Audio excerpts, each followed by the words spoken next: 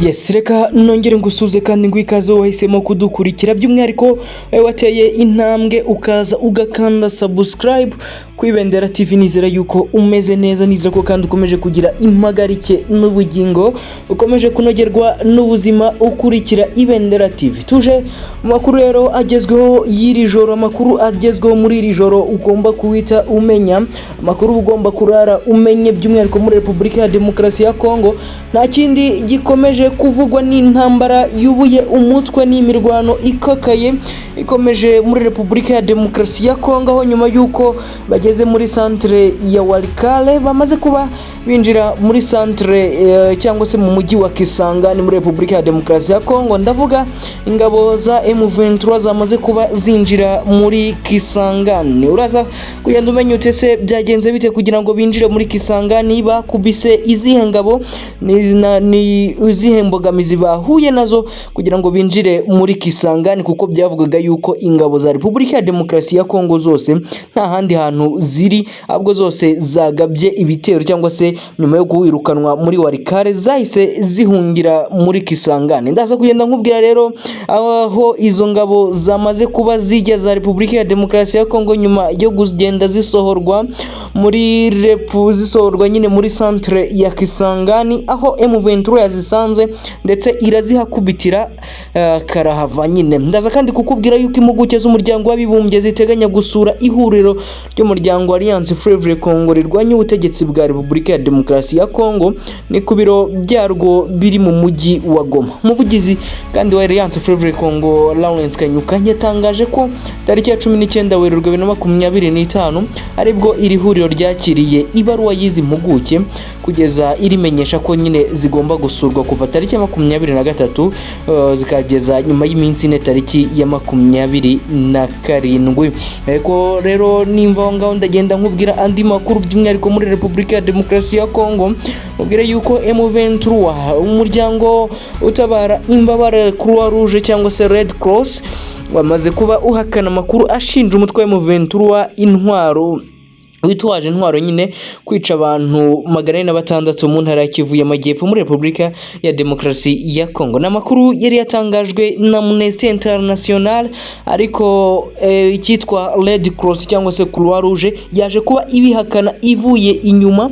Ndaza kugenda rero nkubwira byinshi kuri ayo makuru. Ese ninde wishe abo basirikare uvuga ko bishwe, bambe abo baturage uvuga ko bishwe n'igisirikare cya leta? Nibyo byose ndi bugende nkubwira, ariko ntago ndi bure gukomoza kukuba bivuga yuko Perezida wa Repubulika ya Demokarasi ya Kongo Felix Antoine Tshisekedi Chilombo ngari mu marembera bishobora kuba agiye kuba yakweguzwa ndetse agahirikwa ku butegetsi nyuma yuko ku munsi w'ejo ingabo za Repubulika ya Demokarasi ya Kongo zirinda Perezida, ubwo ndavuga abajepe bashinzwe kumurinda bafatanyemo n'umutwe bafatanyemo n'abapolisi. Ubwo ndaza kugenda nkubwira rero icyagenzaga abo bapolisi byose hamwe, ndaza kugenda mbikubwira, ariko hagati aho nizere ko wamaze gukanda subscribe ku Ibendera TV. Ni Ibendera TV nyine mugenda mukurikira. Nge nitwa Arsene, ninge tugiye kugenda tubana muri aya makuru agezweho muri iri joro. Hagati aho reka nze nyatangira nyuma y'aka kananga.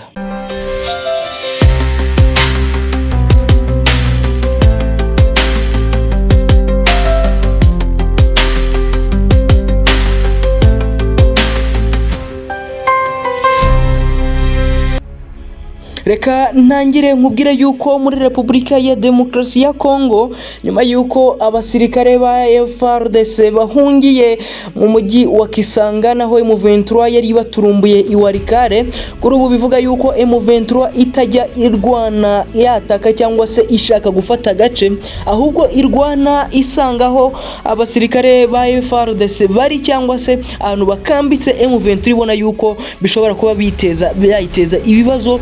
M23 rero ngo yamaze kuba ibasanga muri Kisangani aho bari bahungiye ndetse ibica nta numwe usigaye. Bivuga yuko abenshi yagiye bica, ndetse inkuru igezweho nuko umujyi wa Kisangani nawo wamaze kuba wiyongera mu mijyi iyoborwa cyangwa se iri kugenzurwa n'umutwe wa M23 kuva M23 yatangira cyangwa se yakura imirwano, ikaba imaze gufata imijyi igiye itandukanye irimo muri Kivu y'Amajyaruguru aho yagiye ifata za Goma, ariko kandi muri muri Kivu y'Amajyepfo yagiye ifata Masisi, ifata Bukavu, ifata uduce dutandukanye, ikaba igiye no gufata agace cyangwa se yamaze kuba ifata agace ka Kisangani. Ni umujyi uherereye muri Repubulika ya Demokarasi ya Kongo, wari wahungiyemo abasirikare ba FARDC ndetse n'abihuriro ryo mu ngabo za leta zirwana n'umutwe wa M23. Nkiri muri Repubulika ya Demokarasi ya Kongo kandi reka nkubwire ko impuguke z'umuryango w'abibumbye ziteganya gusura ihuriro Alliance Fleuve Congo rifite umutwe wa M23 rirwanya ubutegetsi bwa Repubulika ya Demokarasi ya Kongo ku biro bikuru byaryo biri mu mujyi wa Goma. Umuvugizi wa Alliance Fleuve Congo M23 Lawrence Kanyuka yatangaje ko tariki ya 19 Werurwe 2025 ari bw'iri huriro ryakiriye ibaruwa y'izi mpuguke.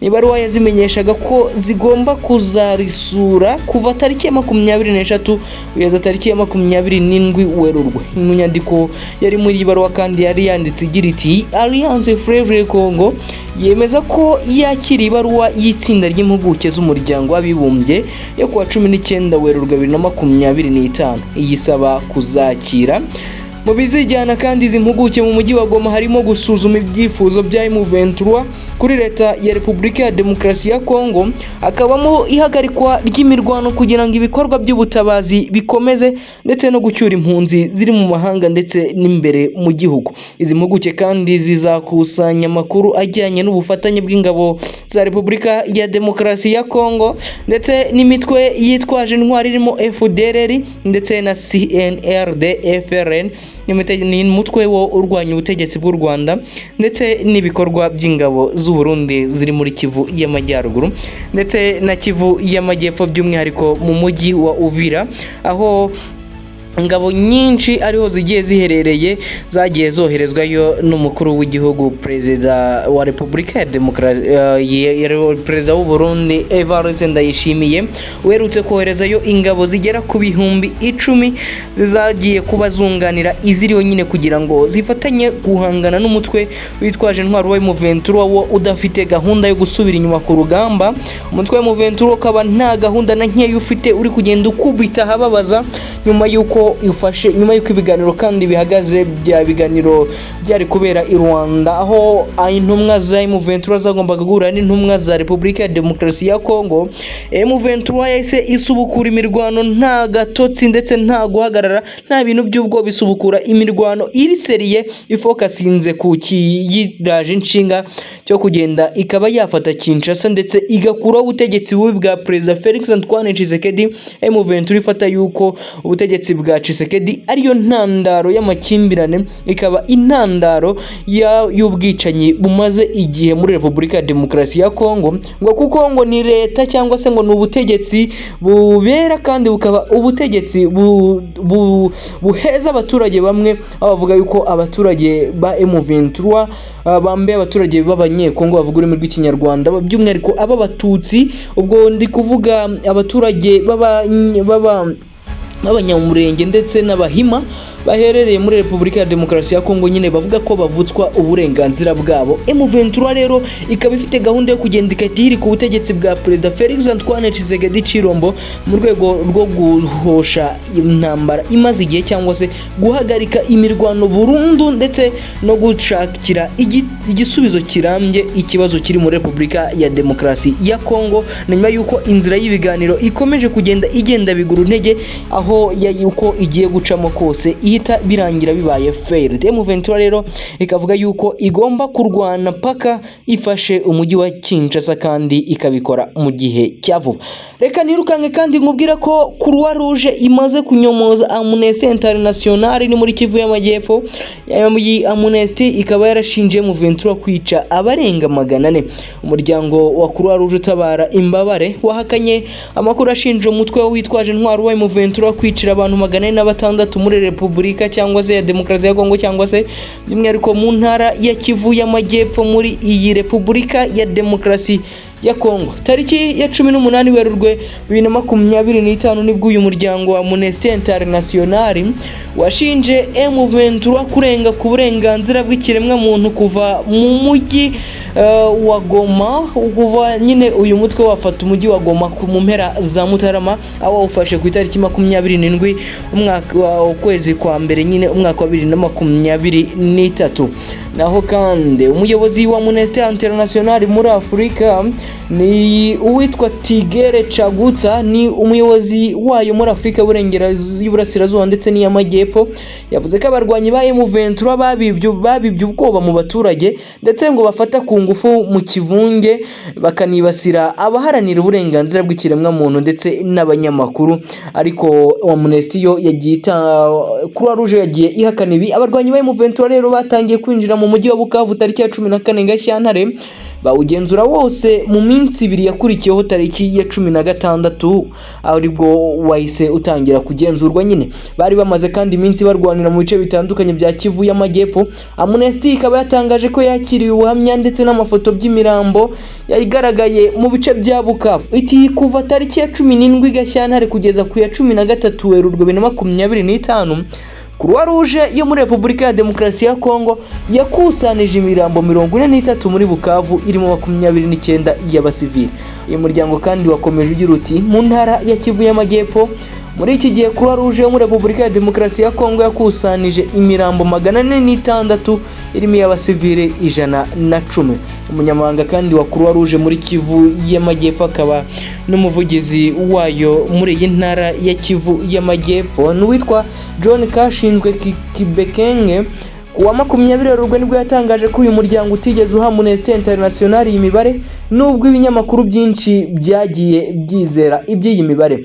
Kibekenge kandi yagize ati kubw'iyo mpamvu Croix Rouge yo muri Repubulika ya Demokarasi ya Kongo muri Kivu y'Amajyepfo iramenyesha mu bihugu ndetse no mu gihugu n'amahanga ko iyi mibare itaturutse muri uyu muryango utagira uruhande ubogamiraho kandi ugira ibanga mu mikorere yawo. Si Amnesty International gusa itangaje ibinyoma, kuko ikinyamakuru Jeune Afrique nacyo giherutse kugaragaza ko imiryango mpuzamahanga irimo amashami y'umuryango w'abibumbye nayo ngo yakoze ikosa ryo gutangaza imibare itizewe y'abapfuye ubwo M23 yafataga umujyi wa Goma. Ikinyamakuru kandi cyasobanuye ko nk'ishami rya Loni rishinzwe ubutabazi OCHA yatangaje ko Igoma hapfiriye abarenga 2900, bisobanura ko ryakuye iyi mibare muri Croix Rouge ndetse no mu muryango MSF w'abaganga batagira umupaka.